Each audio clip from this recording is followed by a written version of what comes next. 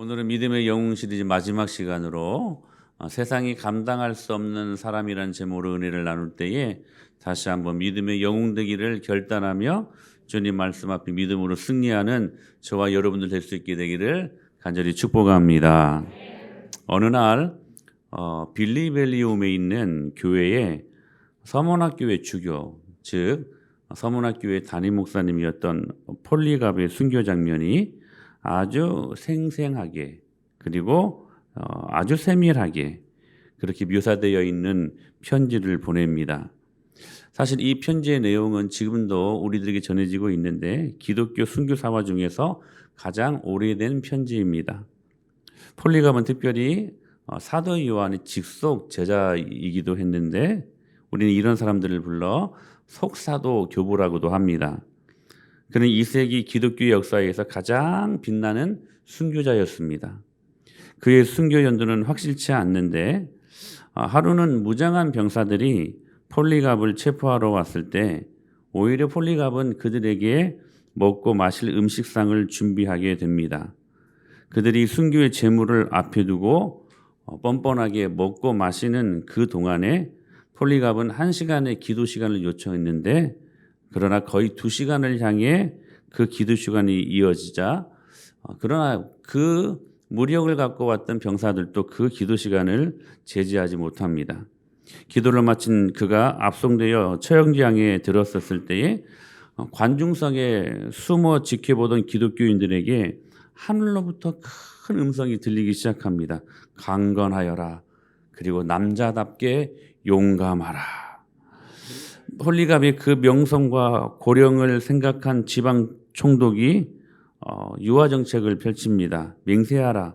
그러면 내가 너를 석방할 것이다. 그리스도를 이 자리에서 욕하라. 죽음을 벗어나 생명을 얻을 수 있는 절체절명의 순간에 폴리갑이 입을 엽니다. 86년 동안 나는 그분의 종이었습니다. 그동안 그분은 내게 아무 잘못도 하지 않으셨습니다. 그런데 내가 어떻게 나를 구원하신 왕을 모독할 수 있겠습니까? 로마의 신으로 추앙받는 황제에게 맹세하라는 추상 같은 명령 앞에서 폴리갑의 무릎은 결코 그렇게 굽히지 않았습니다. 총독의 협박이 계속 이어집니다. 내겐 맹수들이 있다. 네가 마음을 바꾸지 않으면 너를 그 우리에 던져버릴 것이다. 맹수들의 포효 속에서 폴리갑이 이렇게 말합니다. 야수들을 부르십시오. 피에 굶주린 잔혹한 로마인들의 고함이 처형장을 뒤덮었을 때에 총독의 신문이 이어집니다. 네가 마음을 바꾸지 않는다면 나는 너를 불태워버릴 것이다. 그러자 이 폴리갑이 다시 대답합니다. 당신은 잠시 타다 소멸되는 불을 가지고 나를 위협하는데 그러나 당신은 악한 자들을 위하여 예비된 다가오는 심판과 영원한 지옥의 그 처벌의 불을 알지 못하고 있습니다. 왜 지체하십니까? 오십시오. 나를 불태워 죽이십시오.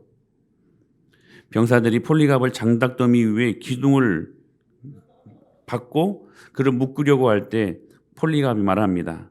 내가 불을 견딜 수 있게 하실 분이 또한 내가 움직이지 않고 장작더미 위에 남아있게 하실 것을 내가 믿습니다. 기둥에 묶인 폴리갑이 하늘을 우러러 큰 소리로 기도합니다. 오늘 이 시간 성령의 불멸 안에서 영과 육이 영원한 생명의 부활을 얻고 그리스도의 잔 안에서 순교자에 포함되는 영광을 주셔서 감사합니다. 진실하신 하나님께서 예비하셨고 계시하셨으며 성취하신 대로 이제 받으실 만한 제물로 순교자들 가운데 저를 받아 주시옵소서. 폴리갑의 마지막 기도가 끝났을 때 사람들은 맹렬히 타오르는 불꽃 속에서 기적을 보게 됩니다. 실제 이 기적이 있었다고 합니다. 기둥에 묶인 폴리갑은 머리카락 한 올도 불에 상하지 않았고 오히려 불이 폴리갑의 주위를 아치 형태로 감싸서 이 늙은 순교자를 지킨 듯했고 오히려 그 처형장 안에 향기로운 냄새로 가득했다고 합니다. 결코 불로는 폴리갑을 처형할 수 없음을 알게 되자 사형 집행관이 칼로 그를 난자했다고 합니다. 그때 흐르는 폴리갑의 피가 맹렬히 타오르는 불길을 잠재워 버렸다고 합니다. 이게 초기 요세푸스라는 역사학자가 실제로 바라봤던 부분들을 증거하고 있었던 것입니다. 사랑하는 여러분, 수세기 동안 수많은 곳에서 성도는 죽음을 불사하고 그렇게 신앙을 지켰고, 오늘 우리의 신앙은 그들의 장엄한 순교를 통해 정제되고 또한 새로워지는 것을 우리는 경험할 수 있게 됩니다. 오늘 본문은 이런 의미에서 지난주 말씀과는 사뭇 분위기가 다릅니다. 지난주 말씀은 승리하는 믿음에 대해서 우리가 살펴보지 않았습니까? 그들이 나라들을 이겼고 사자들의 입을 막아버렸고, 그리고 불에도 타지 아니하고, 칼날이 덤벼 들어왔지만 그러나 칼날이 막 그들을 피하고 막. 그런데 오늘 본문은 역시 동일하게 승리하는 믿음에 대해서 우리들에게 보여주고 있지만, 그러나 그 나타나는 양상은 사뭇 다릅니다.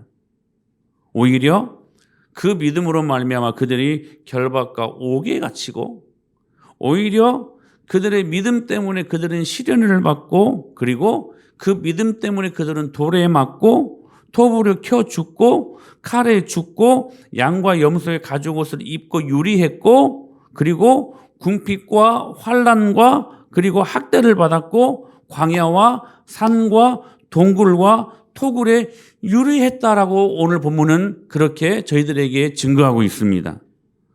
자, 지난주에는 믿음으로 승리하는 그 믿음에 대해서, 그래서 나라들을 막 이기고 사자들의 입을 틀어 막아버리고 불을 이기고, 할렐루야, 칼날을 피하고. 그런데 오늘 본문에서는 그 반대로 그 양상이 드러나요. 오히려 결박과 옥에 갇히고 칼에 맞고 시련을 받고 톱으로 켜 죽고 가난과 궁핍과 학대를 받고 집이 없어서 광야와 산과 동굴로 그리고 토굴에 그들이 도망다니며 유리했다라고 성경은 말씀하고 있습니다. 무슨 의미일까요? 저는 이 말씀에서 이렇게 이 말씀을 결론 짓습니다. 믿음은 살아서도 이기지만 믿음은 죽어서도 이깁니다. 오늘 말씀의 요약입니다. 믿음은 우리가 살아서도 이기지만 믿음은 우리가 죽어서도 이기게 한다는 사실이에요. 역설 아닙니까? 패러독스 아닙니까? 복음은 패러독스입니다. 역설입니다. 예수님 이렇게 말씀하셨잖아요. 시작. 예수께서 이르시되 나를 믿는 자는, 다시 한번 시작. 예수께서 이르시되 나는 부활이요 생명이니 나를 믿는 자는 죽어도 살겠고. 주님을 믿는 믿음의 사람들은 죽어도 살겠고. 믿음은 그런 거예요. 믿음은 살아서도 이기지만 죽어서도 이기는 거예요. 사실 예수님의 십자가의 삶의 방식은 죽어서 살리는 방식 아니었습니까? 한 알의 밀알이 땅에 떨어졌을 때 죽어야 많은 열매를 맺는 것처럼 죽어야 산다는 것을 우리들에게 오늘 믿음에 대해서 설명하고 있는 것입니다. 요한복음 12장 24절에 이렇게 말씀하셨어요. 시작. 내가 진실로 진실로 너희에게 이르노니 한 알의 밀이 땅에 떨어져 죽지 아니하면 한 알 그대로 있고 죽으면 많은. 믿음은 죽어서도 이긴다는 거예요. 할렐루야. 사실 우리의 기대와는 달리 예수님을 가까이에서 잘 섬겼던, 한때는 그들이 배신했지만 그러나 성령의 충만함을 그들이 강림하심을 경험하고 난 다음에 그들이 예수님을 위해서 따랐던 12 제자들의 삶을 한번 보십시오. 예수님을 가장 가까이에서 예수님을 가장 잘 믿었던 사람들 아니었습니까? 그런데 잘 믿고 난 그들의 삶의 결론이 무엇이었습니까? 한번 보실까요? 베드로는요, 십자가에 거꾸로 달려 죽었습니다. 안드레는요, X자형 십자가에 못 박혀 죽었습니다. 빌립의 마지막은 기둥에 묶여 돌에 맞아 죽었습니다. 그리고 마태는 도끼에 맞아 순교합니다. 시몬은 톱에 켜 죽임을 당합니다. 도마는 피부가 벗겨지고 몽둥이에 맞아 죽습니다.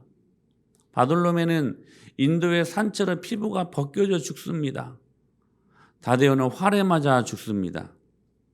요한은 반모습에서 유일하게 살았던 한 사람이었는데 유배되어 거기에서 비참한 삶을 살다가 죽습니다. 작은 야곱은 톱에 찔려 죽습니다. 마띠아는 참수형에 처해집니다. 바울을 잘 아시죠? 바울의 마지막은 참수형이었습니다. 순교합니다. 바나바 역시 십자가형에 처참하게 죽어집니다. 사랑하는 여러분, 기억하셔야 돼요. 이들 모두의 삶이 우리들이 요구하거나 원하지 않는 삶이에요. 다 순교합니다. 요한은 살았다고요? 살았으나 죽었습니다.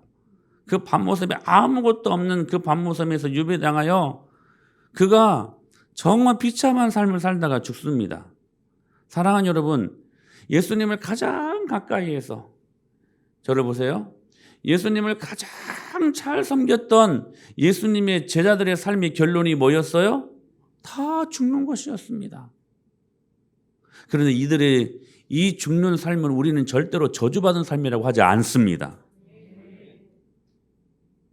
사랑하는 여러분, 왜 그들은 이러한 삶을 기꺼이 아주 기꺼이 할 수 있었을까? 이런 삶을 살 수 있었을까?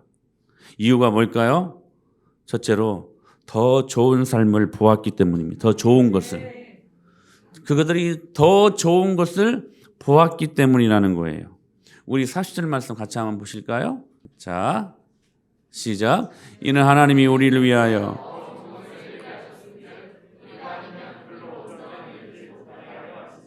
여러분, 우리의 생활 삶에서 어떤 물품이 딱 두 가지가 있으면 더 좋아 보이는 거 선택하며 살지 않습니까? 더 안 좋아 보이는 거 우리가 선택하며 살지는 않습니다. 똑같은 핸드폰이 있어도요, 더 좋은 거 사서 더 좋은 거 누리면서 살기를 원하는 게 우리들의 모습 아닙니까? 사랑하는 여러분, 더 좋은 것이 무엇인지 여러분들은 영적인 눈을 뜨고 볼 수 있어야만 합니다. 그들이 이 인간적으로 보면 진짜 비참한 삶이라고 말할 수 있는 이 비밀의 심오한 진리를 모르는 사람들은 그들이 모두가 저주받은 삶을 살았다라고 말할 수 있는 다 죽었잖아요. 그럼에도 불구하고 그들이 기꺼이 이러한 삶을 선택하며 그러한 삶을 오히려 영광의 삶으로 기억하고 그 삶을 살 수 있었던 이유는 뭐냐? 그들은 더 좋은 것을 보았기 때문이라는 거예요. 그러니까 일신상의 문제를 갖고 이 땅에서 잘 먹고 잘 사는 것들은 그것들이 가둘 수 없었다는 거예요. 그들이 볼 때 그것이 좋은 것이 아니었다는 거예요. 이렇게 비참한 삶을 살았지만 이런 삶을 기꺼이 주님의 영광을 위해 살 수 있었던 것은 무엇이었느냐? 더 좋은 것을 보았기 때문이라는 거예요. 여러분, 우리가 말하는 좋은 것은 무엇입니까? 흔히 세상은 오복을 말하지 않습니까? 수, 부, 강령, 유호덕, 고정명. 수는 뭐예요? 수명. 부는 부요. 그리고 강령은 건강. 유호덕은 덕스러움. 고정명은 호상. 죽는 것도 호상이라고 하잖아요. 이것을 오복, 그러니까 웰빙, 우리들의 삶에 그냥 말하는 가장 더 좋은 곳이라고 생각하면서 많은 사람들이 이 오복이 국한되어 살고 있지 않습니까? 이게 세상 사람들의 삶의 기준이에요. 즉 예수님 없는 사람들의 가치관이라는 거예요. 이들에게 있어서 웰빙은 이런 거예요. 오래 살고 부자, 건강하게, 거기에다가 덕스러움을 더 갖추면 너무 좋죠. 죽을 때도 꼬꼬마 타고 호상으로 죽는 거. 이것이 그들에게 있어서의 웰빙의 기준이라는 거예요. 그런데 문제는 뭐냐? 이 유교에서 말하는 이 오복의 가치관, 이 세상 가치관이 문제는 뭐냐? 기독교 가치관 안에도 들어왔다는 게 문제라는 사실입니다. 여러분, 이 오복의 가치관이 성경을 완전히 무당 종교로 만들어 버렸어요. 무당 종교로. 이를테면 예수님 믿으면 복받고 형통하고 무병장수하고 사업 잘 되고 자녀들 잘 되고 그 잘 되는 기준이 무엇입니까? 그래서 이들은 늘 이 땅에서의 삶만 보게 해요. 이 땅에서 천년만년 살 것처럼 그렇게 생각하며 산다는 거예요. 이 땅에만 국한되어서. 그러니까 그들은 여러분 예수님과 함께 경험하는 고난은 꿈도 꾸지 못합니다. 왜냐하면 고난은 저들의 논리로 보면 오복의 가치관으로 보면 저주받은 사람들이 받는 거니까. 여러분 그리스도인들이 이 기복주의에 매몰되어 있으면 하나님 나라, 하나님이 기뻐하시는 것에 저들의 삶의 기준이 절대로 될 수 없다는 사실입니다. 그래서 교회를 다니고 그래서 복음을 경험하면서도 은혜를 경험한다고 하면서도 은혜 받는 것만 좋아요. 선물에만 축복에만 집중되어 있어요. 무당종교가 되어버린 거예요. 본 회퍼가 말한 대로 이 하나님의 헤아릴 수 없는 값진 은혜를 값싼 은혜로 싸구려 취급해버렸다는 사실이에요. 여러분 누구를 볼 필요가 없습니다. 저와 여러분들의 신앙생활이 그러한 신앙생활들이 아닌지를 여러분들이 믿음의 눈으로 점검하시면서 볼 수 있어야 된다는 사실이에요. 성경은 분명히 말씀하십니다. 오복이 아니라 성경은 팔복을 말씀하십니다. 처음부터가 세상 가치의 복을 배격해요. 여러분 팔복의 첫 번째 복이 뭡니까? 심령이 가난한 자는 복이 있나니. 가난이 복이래요. 오복에서는 가난은 복이 안 돼요. 가난은 저주예요. 근데 성경은 말씀하세요. 심령이 가난한 자는 복이 있나니. 저들이 천국을 유업으로 받는다고 말씀하셔요. 여러분 세상 가치관을 완전히 배격하지 않습니까? 애통하는 자가 복이 있대요. 마지막에는 의를 위하여 핍박받는 자가 복이 있대요. 핍박받는 것은 어떻게 복이야? 세상 가치관으로 보면. 오복이 기준으로 보면 핍박받는 게 어떻게 여러분 복입니까? 근데 이 성경은 복에 대해서 분명하게 말씀하세요. 의를 위하여. 여러분 의 대신 유일하신 한 분 예수 그리스도. 예수님 때문에 핍박을 받으면 그게 복이 있대요. 복이 있대요. 여러분 커밍아웃 하세요. 이번 추석에 가셔서 나 예수님 믿는다고 나 교회 다닌다고 여러분 커밍아웃 하세요. 그때 일어나는 핍박 있을 수 있어요. 그래서 여러분 그거 피하지 마세요. 피하지 마세요. 여러분 그것 때문에 받는 핍박은 복이 있는 것이래요. 복이 있는 것이래요. 여러분 파격 아닙니까? 이노베이션입니다. 혁명입니다. 당시에도 유대 사회에서도 똑같은 오복의 관점이 있었어요. 지구상의 모든 사람들에게 이 오복의 기준이 있어요. 근데 성경은 말씀하세요. 오복이 아니다. 팔복이다. 팔복이다. 근데 그 팔복은 처음부터가 세상 가치관을 완전히 배격하고 시작한다는 사실이에요. 사랑하는 여러분, 더 좋은 것을 보십시오. 오복은 우리가 바라봐야 될 더 좋은 것이 아니에요. 더 좋은 것을 여러분 볼 수 있어야 돼요. 39절에 이렇게 말씀하셨어요. 시작. 이 사람들은 다 믿음으로 말미암아 증거를 받았으나 약속된 것을 받지 못하였으니. 여러분 여기 더 좋은 것이 무엇일까요? 이 사람들이 다 믿음으로 말미암아 증거를 받았으나 약속을 받지 못하였으니라는 이 말씀에서 이 사람들이란 11장에 나오는 믿음의 영웅들이에요. 아브라함으로 시작해서 이삭, 그 위에는 또 아벨, 이삭, 노아도 들어가고 다 들어가잖아요. 모세, 바락, 삼손 다 임명의 그리스도인들까지. 그런데 39절에서는 이 사람들이 증거를 받았으나 약속을 받지 못하였다고 말하는 이유가 무엇일까? 자녀 번창, 사업 성공, 무병장수의 약속을 받지 못했다는 말일까요? 아닙니다. 그렇다면 그 약속이 무엇일까? 이 40절 말씀과 연관해서 설명을 하면 더 좋은 약속을 말하는 거예요. 그렇다면 더 좋은 것, 더 좋은 약속은 무엇일까? 여러분 기억하세요. 바로 질그릇에 담긴 우리의 보배 되신 예수 그리스도십니다. 예수님이 더 좋은 거예요. 예수님이라는 더 좋은 것을 그들이 믿음으로 눈을 떠서 확실하게 그 마음으로 영접할 수 있었기 때문에 그들에게 임하는 여러 가지 많은 고난도 너끈히 이길 수 있었다는 사실입니다. 예수님은 그렇게 우리를 살게 하는 능력입니다. 그래서 아브라함도 모세도 다윗도 모두 그 약속의 실체 되시는 더 좋은 것, 더 좋은 약속의 성취를 경험하지 못했지 않습니까?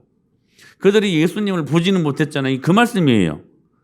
그러나 중요한 건 우리는, 저와 여러분들은 우리가 믿음의 조상을 아브라함으로 이야기하고 모세라고 이야기도 하지만 우리들에게 더 좋은 약속이 우리 안에 성취되었다는 거예요.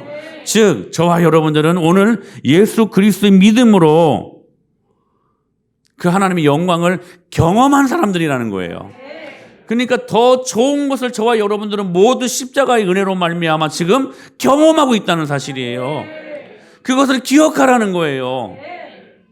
그것을 되뇌임이 살라는 거예요. 이 예수 그리스도 더 좋은 것을 만나는 경험이 얼마나 강력했냐면 그들은 실제로 그 예수님 때문에 잡혀가잖아요. 고문을 받잖아요.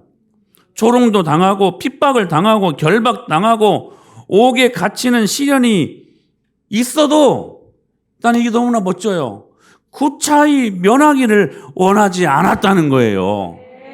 우리는 한번 고난에 빠진 그 고난에 막 우리는 막 그 이기려고 막 노력하고 혹시라도 손에 되는 일이 있으면 그 손에 되는 거 어떻게 하든지 막 메꾸려고 하고 막 고난 받는 거 너무 싫어서 막 피하려고 하는데 이들은 더 좋은 것을 보았기 때문에 예수님의 그 능력이 그들 심령 안에 들어가 있기 때문에 그 어떤 고난도 예수님 때문에 받는 그 고난 구차히 면하기를 원하지 않았다는 거예요.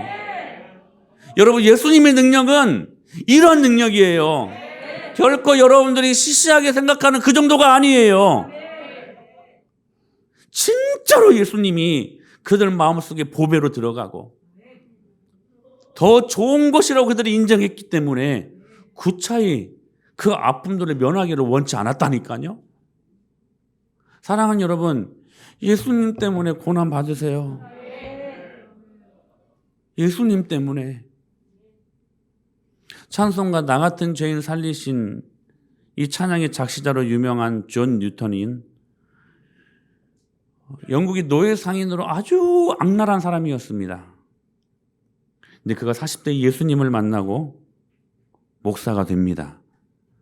그는 아프리카에서 흑인 노예 매매업을 할 때 그 부류의 사람들 중에서도 정말 악한 행위를 많이 저질렀던 사람이었습니다. 그런 그가 구원받은 후에 과거 자신의 모습을 보고 처절하게 회개합니다. 그런 그가 노인이 되었을 때 자신에게 건망증이 지금으로 보면 치매 같은 것인가 봐요.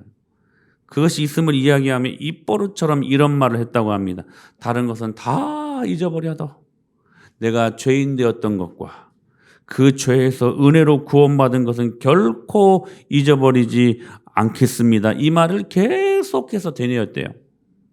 사랑하는 여러분, 이 존 뉴턴의 경우처럼 하나님의 은혜는 맹수와도 같은 죄인들을 놀랍게 변화시키는 능력이 있지 않습니까? 여러분 거룩한 삶을 살아간 믿음의 영웅들에게 나타난 공통적인 고백이 있어요. 다 은혜 때문에 이렇게 살 수 있었다는 거예요. 머리부터 발끝까지 죄인인 우리가 이렇게 하나님의 자녀로 살 수 있는 것도 모두 하나님의 은혜가 있기 때문에 가능한 것 아닙니까? 그래서 폴리갑의 고백이 가능했던 거예요. 86년 동안 나는 그분의 종이었습니다. 그동안 그분은 내게 아무 잘못도 하지 않으셨습니다. 그런 그에게 내가 어떻게 나를 구원하신 왕을 모독할 수 있겠습니까? 왠지 아세요? 더 좋은 것을 보았기 때문에 그래요. 더 좋은 것을 본 사람들은 두 번째로 더 좋은 삶을 살게 되어 있습니다. 그렇다면 여기 말하는 더 좋은 삶이 무엇일까요? 방금 다 답을 드렸습니다. 오복이 아니라 팔복대로 사는 거예요. 심령이 가난하고 죄에 대해 애통. 여러분 무엇 때문에 애통하십니까? 여러분 무엇 때문에 오십니까? 저를 보세요. 여러분 이거 한번 우리 터치하고 넘어가야 돼요. 여러분 무엇 때문에 그렇게 눈물이 많으십니까? 나를 힘들게 하는 어떤 환경 때문에 여러분 눈물이 있으십니까? 나를 힘들게 하는 어떤 사람 때문에 여러분 막 폭폭해가지고 막 열받아가지고 웁니까? 물론 울 수 있죠. 나의 원한과 나의 온통함을 주께서 아시기를 원하며 주는 나의 이 모든 아픔들을 치료하여 주옵소서. 근데 여러분들이 더 근본적으로 이 문제를 갖고 울어야 돼요. 더 본질적으로 이 문제를 가지고 여러분들이 깊이 통곡해야 돼요. 무엇 때문입니까? 죄 때문에요. 여러분이 하나님 없이 짐승처럼 살았던, 내 속에는 내 마음대로 살고 싶어 했던 그 높아져만 가는, 거만해져만 가는 비거 에고, 그 교만한 마음을 여러분 철저히 회개하고 그 죄 때문에 눈물을 흘릴 수 있어야 돼요. 그런 눈물들이 여러분들에게 있습니까? 옛날 믿음의 선조들을 보면 저희 어머니 신앙 때만 봐도 날마다 교회에서 기도하면서 우는 소리가 그치지 않았어요. 근데 언젠가부터 하나님 앞에 죄를 통곡하며 참회하며 흘리는 저부터서도 눈물이 사라진 지 교회가 오래예요. 여러분의 모습을 한번 잘 점검해 보세요. 무엇 때문에 오십니까? 성경은 말씀하세요. 죄 때문에 애통해야 하는 자가 위로를 받을 것이, 그게 복 있는 사람이래요. 성경은 오복이 아니라 팔복이라고 말씀하셔요. 온유한 자가 복이 있대요. 의에 줄이고 그냥 무엇인가 하나라도 더 막 얻어내려고 잘 살려고 이것 때문에 줄이고 목마른 것이 아니라 의에 줄이고 목마른 자가 복이 있대요. 그 의가 누구시라고요? 예수 그리스도. 예수님을 갈급해야 하고 예수님이 아니면 내 생명에 유익이 없습니다. 예수님 저와 함께 동행하여 주옵소서. 내가 어떤 상황 속에 예수님이라면 어떻게 하셨을까? 그 삶의 기준을 갖고 그렇게 살아가는 것, 그게 복된 사람이래요. 여러분 그렇게 살고 계십니까? 온통 오복에만 갇혀 있어가지고 마음이 청결하고 화평케 하는 자가 복이 있대요. 의를 위하여 핍박을 받는 자가 복이 있대요. 여러분이 의 때문에, 복음 때문에 여러분 핍박 받아본 적 있으세요? 예수님 안 믿는데 부모님 때문에, 예수님 믿는다는 것 때문에 핍박 받아보셨냐고요? 예수님 안 믿는데 남편 때문에, 예수님 믿는 것 때문에 받는 핍박이 있었냐고요? 그 사람이 복이 있대요. 그 사람이 복이 있대요. 우리는 어찌하든지 핍박받기 싫으니까 말해야 될 상황 속에서도 예수님 한마디 자랑하지 못하고 쭈뼛쭈뼛. 여러분 예수님이 그렇게 취급받으실 분이 아니셔요. 여러분 십자가 앞에서 여러분들의 삶은 어떠하십니까? 의기소침한 말 한마디에 내 감정 상한 것 때문에 그거 곱씹고 잠도 못 자고 막. 응? 사랑하는 여러분, 복음은 그런 게 아니라는 거예요. 무릇 경건하게 살고자 하는 자들은 반드시 박해도 함께 받는 거라고 성경은 말씀하셔요. 예수님 때문에 받는 그 박해가 여러분들에게 있냐는 거예요. 화평, 가짜 화평에 휘둘려가지고 내가 교회 다니는 거 이야기하면 가정에 불화가 일어날 거 그거 무서워가지고 감히 말 못하고. 여러분 가짜 화평에 여러분 속지 마세요. 진짜 화평을 여러분들이 경험하셔야 돼요. 사랑하는 여러분, 오복이 아니에요. 기억하셔야 돼요. 팔복으로 사는, 팔복으로. 근데 여러분 은혜 받으면 이렇게 돼요. 뭐 미로를 통과하는 게 아니에요. 막 이 길을 갔다 이게 아닌갑다 하고 뭐 다른 길을, 이게 아니에요. 좌회전 우회전 하는 것이 아니라는 거예요. 아주 심플해요. 여러분 팔복대로 살게 되어 있습니다. 은혜 받은 사람들의 삶의 패턴이에요. 에이 목사님 그래도 목사님 팔복처럼 사는 게 쉽습니까? 저는 절대로 그렇게 생각하지 않습니다. 왜 그런 줄 아세요? 이 메시지를 들었던 실제 제자들이 어떤 사람들인지 여러분 아십니까? 베드로는요, 성격이 급해가지고 일을 자주 그르치는 사람이었어요. 인격이 덜 돼먹은 사람이었어요. 베드로가. 야고보와 요한은요, 못된 성격을 가지고 있지 않았습니까? 그래서 막 천둥, 번개, 우리의 아들이라고 별명을 막 받을 정도로 성격이 더러웠어요. 도마는 어떻습니까? 늘 따지기 좋아하고, 늘 의심하기 좋아하고. 여러분, 의심 많이 하지 않습니까? 마태와 같은 사람들은요, 매국노였어요. 친일파예요. 친일파, 지금으로 보면. 시몬은요, 분노와 상처로 얼룩진 사람이었어요. 근데 그러한 제자들을 두고 우리랑 비교하면 그들의 삶이 뭐 이렇게 좋거나 막 월등하게 막 우위에 있거나 그러지 않았어요. 우리보다 훨씬 못했던 사람들이었어요. 근데 그런 제자들을 향한 예수님이 뭐라고 말씀하셨냐면, 너희가 세상의 빛이라. 그런 그들을 향하여 주님이 그들의 정체성, 아이덴티티를 말씀하셨어요. 너희는 세상의 빛이라. 여러분, 그들에게는 힘이 없었다는 거 너무 잘 알죠. 이런 인격의 소유자들, 이런 인품의 사람들, 가진 거 없는 루저들, 내세울 것도 없는 연약한 사람들 아니었습니까? 그런데 너희들이 이 세상의 빛이라고 말씀하셨던 이 작은 12명의 예수님의 제자들의 그 빛을 번져나가겠다는 사실이에요. 그리고 그 찬란한 영광의 빛으로 로마라는 나라가 정복당합니다. 역설 아니에요? 역설? 패러독스 아니에요? 플룬이라고 하는 로마의 집정관이요, 당시 로마의 황제였던 플루티안에게 이런 보고서를 올렸다고 그래요. 모든 계급과 모든 나이와 남녀노소를 막론하고 수많은 사람들이 곧 위험에 처하게 될 것입니다. 황제요, 이 크리스찬, 이 기독교도가 우리 도시와 우리 마을과 우리 농장에 급속도로 번져가고 있는 이 전염병 때문에, 이 전염병이 뭐예요? 복음. 실제 코로나 이 전염병이 아니라 이 이 전염병 때문에 우리 로마 시민들이 곧 위험에 처하게 될 것입니다. 이런 보고서를 올렸어요. 무슨 말씀이에요?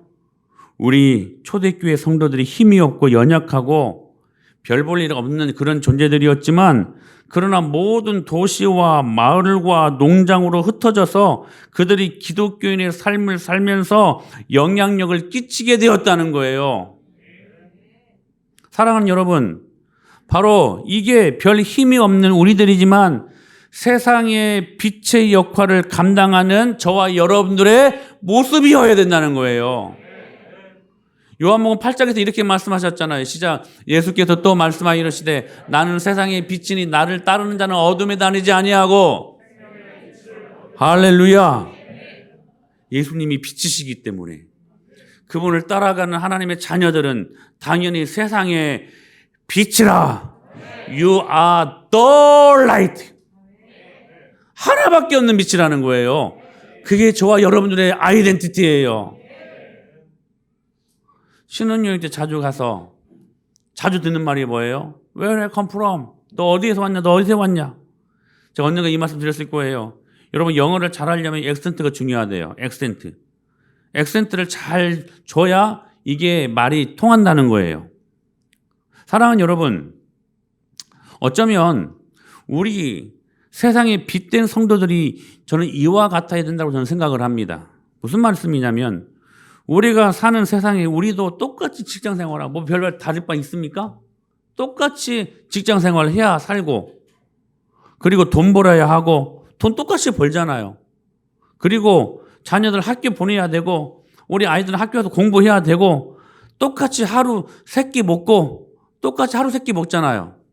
좀 달라요? 저는 2끼 먹어요. 근데 똑같이 하루 3끼 먹고, 그쵸? 여러분, 그렇게 밥 먹으면서 사는데 피곤하면 자야 되고, 근데 여러분, 이래야 되지 않겠습니까? 적어도 세상이 우리를 볼 때 좀 달라야 되지 않습니까? 똑같은 그런 라이프 스타일을 갖고 살아가지만 어느 한순간에서 무엇인가 다른 삶을 그들에게 보여줘야 되지 않겠습니까? 아니 막 보여주려고 노력하지 않아도 우리가 하나님의 그 은혜를 경험했다면 그 구별된 삶이 보여지게 되어 있어요. 여러분 중요한 거예요. 액센트가 중요해요. 액센트. 액센트가 뭐예요, 여러분? 강조점 아닙니까? 강조점. 여러분 우리는 분명히 우리의 삶 다 똑같이 사는 것 같지만 그러나 강조점이 달라야 돼요. 성도는 그래요. 우리의 사람, 그러니까 사는 모든 생활의 영역 속에서 액센트, 강조점이 달라야 된다는 거예요. 세상 사람들이 힘주는 곳에 똑같이 힘주며 그 가치관의 오복대로 사는 사람들이 아니라 세상 사람들이 힘주는 곳에 힘 안 주고 그 사람들이 기대하지 못하는 복음의 가치, 하나님 나라의 영광이 우리 하나님이 기뻐하신 일에 강조점 액센트를 주고 살아가야 되는 것이 믿음의 사람들 아닙니까? 그래서 세상 사람들이 계속 여러분들이 물어야 돼요. 너 어디서 왔냐고. 너를 보면 꼭 외계인 같다고. 여러분 이 말이 때로는 우리는 비아냥거리면서 할 수 있는 말이어도 저는 영광스러운 말이라고 저는 생각합니다. 그렇게 다르니까 그런 말들을 하거든요. 나는 너랑 같이 섞여서 난 너를 좀 다른 것 같다. 근데 너 어디서 왔냐 도대체. 너 외계에서 왔냐 너. 여러분 이런 말 들어보셨어요? 들어보셨어요? Where I come from? 너의 국적이 어디냐고. 어디냐고. 도저히 이 지구상에서는 볼 수 없는 너의 삶을 내가 보는 것 같다고. 여러분 이러한 믿음의 삶을 살아가야 되지 않겠습니까? 우리의 시간과 우리의 에너지와 우리의 물질과 우리의 생각과 삶의 모든 중심이 우리가 강조하는 복음의 액센트를 주고 살아야 된다는 사실이에요. 세상이 감당할 수 없는 그들을 향하여 너는 세상의 빛이라고 말씀하십니다. 너희는, 여러분 이 말씀 중요해요. 너는 세상의 빛이라고 말씀하시지 않고 너희는 세상의 빛이라고 말씀하시죠. 너희는. 그러니까 너희는 복수형을 취해. 복수형. 한 사람만 빛이 아니라 너희는 즉 그 사람들이 모여있는 교회가 빛이라는 거예요. 그 빛, 그 앞에 덜을 붙이는 거예요. 하나밖에 없는 교회. 하나밖에 없는 공동체. 그래서 여러분 교회가 함께하는 모든 것들에 하나님의 빛이 임해야 돼요. 우리가 모이는 모임 속에 하나님의 빛이 임해야 돼요. 여러분 목장 안에 하나님의 빛이 임해야 돼요. 하나님의 빛이 여러분 목장으로 모일 때마다 찬란한 그 진리의 빛이 내 이 마음속에 들어올 때 그 목장 안에 여러분을 가두고 있는 모든 흑암의 세력들이 예수님의 이름을 다 물러가고 그 빛이 우리들을 아프게 하는 그 흑암들을 고치고 그걸 걷어버리고 하나님의 영광으로 말씀 앞에 설 수 있는 능력을 갖게 하는 모임이 되어야 돼요. 빛이 임해야 돼요. 여러분이 모이는 목장 모임은요, 여러분 치료하는 회복의 장소예요. 그 시간들을 절대로 소홀히 하지 마세요. 우리가 모이는 회의할 재직회, 교사회의, 기도회, 우리 지금 목장별 또한 작전기도 하고 있지 않아서 그런 기도 모임들 속에 여러분 우리는 빛이 되어야 된다는 사실. 직장에서 관계 속에서 대화 속에서 복음을 전하고 때로 우리가 공부할 때에도 선택하고 무엇을 계획할 때에도 우리 성도들의 발길이 닿는 모든 것마다 때로는 335 모에서 하는 모든 것 위에 너희는 세상에 빛이 되어야 한다라고 말씀하시는 거예요. 그러면서 하시는 말씀이 15절에 이런 말씀 마태복음 시작. 너희는 세상의 빛이라 산 위에 있는 동계가 숨기지 못할 것이라고 말씀하셔요. 여러분 칠흑 같은 깜깜한 밤에 저 정상에 있는 도시에 불이 밝혀 있어요. 산 위에 있는 도시. 모든 동네가 칠흑 같은 어두움인데 거기를 들어 산을 보니까요. 거기에 환하게 빛이 밝혀져 있는 산 위에 있는 도시. 그게 교회래요. 그게 저와 여러분들이래요. 그래서 이 어두운 세상이 이걸 보고 와, 나 저기 한번 정말 가고 싶다. 저기 가면 내가 살 것 같다는 생각이 들어야 되지 않겠습니까? 트레안과 같은 로마의 황제는 아주 악랄한 사람이었어요. 예수님 믿는 사람 죽이는데 진짜 네로 황제 다음으로 악랄한 사람이었어요. 그 트레안 같은 황제가 이런 말을 했어요. 기독교인들을 말살하려 했지만 그래도 그 기독교들의 삶은 참으로 칭찬할 만하도다. 이렇게 그가 스스로 그 악랄한 입에서 고백한 적이 있습니다. 자기가 지금 기독교인들을 막 말살하려고 막 죽이는데 악랄한 정책을 펼쳐가지고 다 죽이려고 했던 그 사람의 입에서 그럼에도 불구하고 그 크리스찬들의 삶은 참으로 칭찬할 만하도다. 세상의 빛이라는 거예요. 빛. 사랑하는 여러분, 이 삶이 우리 안에 있어야 돼요. 할렐루야. 제가 이번 주에 어떤 간증을 보면서 그 간증하시는 분이 그러시더라고요. 자기는 어렸을 때 우리 부모님들이 신앙의 본을 보여서, 우리 부모님들 잘 들으세요. 신앙의 본을 보여서 엄마 아빠의 믿음대로 살았더니 하나님 주신 복이 있었다고. 그 간증하시는 분이 그 엄마 아빠의 신앙의 본을 봤다는 거예요. 그리고 그렇게 살았더니 복 받았다라는 것을 간증한 적이 있어요. 여러분, 여러분의 자녀들이 다른 거 말고, 우리 엄마 아빠는 돈 많이 벌어가지고 내가 요구하는 대로 다 돈 주고 나 공부 잘 시키고, 그거 말고요. 우리 엄마 아빠는 나에게 신앙의 본을 잘 보여줘서 내가 그것대로 살았더니 하나님이 나에게 이렇게 큰 복을 주셨다라고 고백할 수 있는 여러분들의 모습입니까? 권사님 진짜 아멘이에요? 여러분 그런 삶을 살고 계시냐는 거예요. 우리 엄마 아빠는 직장생활 잘 하셔가지고 돈 많이 벌어가지고 나 유학도 보내주고 나 시집장가도 잘 보내주고 그런 분이셨다. 이게 아니라 여러분 회개하셔야 돼요. 우리 엄마 아빠의 신앙생활을 내가 보고 내가 그렇게 신앙생활을 할 수 있었다. 그 하나님을 내가 우리 엄마 아빠 때문에 만날 수 있었다라고 여러분의 자녀들이 인정할 수 있는 신앙생활을 하고 있냐는 거예요. 여러분 회개하셔야 돼요. 무엇에 강조점을 두고 사시냐는 거예요. 돈을 버는 데는 열심을 다하는데 진짜 자식들의 영혼들을 위하여 기도하는 모습은 보여주지 않는 엄마 아빠들의 모습들, 회개해야 될 것들 아닙니까? 여러분 어디에 액센트를 주고 사냐는 거예요. 여러분 더 좋은 것을 보실 수 있어야 돼요. 예수님은 분명히 더 좋으신 것이에요.